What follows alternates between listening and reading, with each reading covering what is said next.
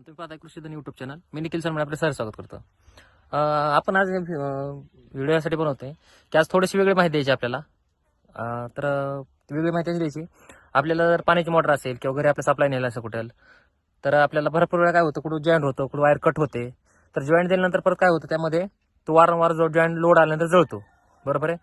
तर त्याला काहीच करू शकत नाही आपण. त्याला चिकट टेप लावतो, जॉईंट व्यवस्थित फिट करतो, पण तरी पण त्याला काय म्हणजे सोल्युशन नाही म्हणता येणार थोडक्यात. बरोबर. तर मग त्यासाठी आपण सोल्युशन शोधलंय की जो जॉईंट देतो आपण केबलला, 3 फेज असो, 2 फेज असो, सिंगल फेज असो, तर तो जॉईंट जळू नये म्हणून आपण एक जुगाड बनवले. जुगाड म्हणता येईल थोडक्यात आपल्याला त्याला, तर आपण थोड्या वेगळ्या पद्धतीने त्याला आपण पॅकिंग करणार आहोत. तर चला तर पाहूया मग आपण काय केलं नेमकं त्यासाठी आणि कसं कसं आपण जॉईंट आपला फिट केला पाहू शकता. तर मग पाहू. आपला हा जॉईंट आहे 3 फेजचा, आपल्या घरी करंट नेलेला आहे. मग काय करणार असं, तो वायर कट झाली आपली. बरोबर आहे. मग वायर कट झाली तर मग जॉईंट देण्यासाठी आपण काय केलं, पूर्ण जॉईंट लावून दिला आणि पूर्ण व्यवस्थित तिन्ही बिअर एकमेकाला अटॅच केल्या. तर पाहू शकतो मी त्याला आपण एमसील लावले. एमसील तुम्हाला माहित असेल, हे एमसील लावले जॉईंटला. एमसील हे पिडलाइट कंपनीचं आहे. ह्याने काय होतं, आपण जे जॉईंट दिलाय तो हा जळत नाही अजिबात, ह्यात स्पार्किंग होत नाही आणि हा पगळत नाही अजिबात.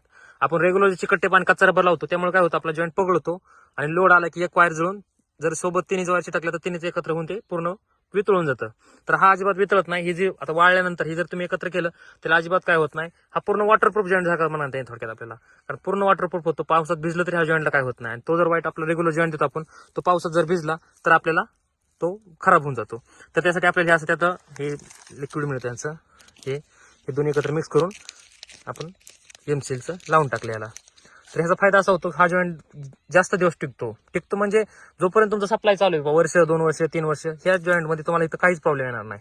हे जळणार नाही अजिबात. हे लॉंग लाईफ चालतं भरपूर. त्याला खर्च थोडा जास्त येतो चिकट टेपपेक्षा. 20 रुपयाचं तर हा पॉकेट एका जॉईंटसाठी 20 रुपये आपल्याला साधारणपणे खर्च येतो. पण एकदा जॉईंट दिला तर हा अजिबात पगळत नाही. जर तुमच्या शेतामध्ये केबलला कुठे जॉईंट होत असेल तर नक्की तुम्ही एमसीलचा वापर करा. नक्कीच तुम्हाला चांगला रिझल्ट येईल. आपल्याला पिकांना आपल्याला जे लाईटचा सप्लाय तो अजिबात तुमचा खंडित होणार नाही. हा जॉईंट कधीच जाणार नाही तुमचा. तुम्ही वाटलं तर तसं करून बघा. ह्यातल्या एक फेजला आपण साधा कच्चा रबर आणि चिकट टेप लावा आणि 2 फेजला आपल्याला एमसील लावा. हा जो चिकट टेप लावाल तुम्ही, तिसरा फेज असेल तो जळेल, पण हा अजिबात जळणार नाही. हे अजिबात स्पार्किंग होत नाही, जळत नाही, अजिबात काय प्रॉब्लेम येत नाही.